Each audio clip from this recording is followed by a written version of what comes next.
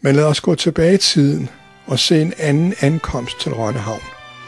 Det er i begyndelsen af krigen, den 20. maj 1940, hvor 66-selskabets nyeste motorskib, Rotna, ankommer på sin jomfrurejse.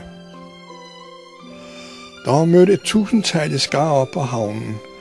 Ikke så meget for at modtage gæster, for der var ikke mange passagerer med, men for at se det nye skib. Det blev også modtaget med rungende hurraråb. Det var mere moderne og større end de tidligere skibe, som 66-selskabet havde fået bygget. Det kunne tage 1100 passagerer.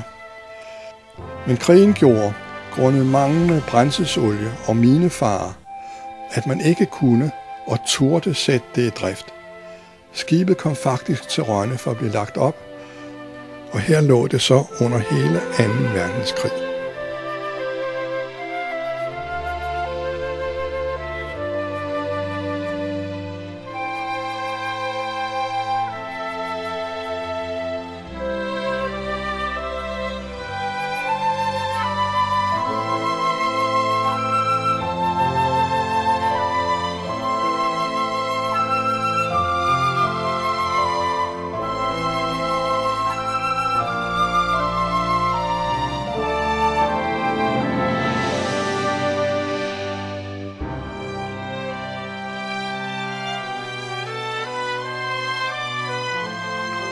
Rotna blev kraftigt beskadiget under russernes bombardement, men ret kort efter blev det slæbt til København og repareret, og nåede lige at indgå i juletrafikken i 1945.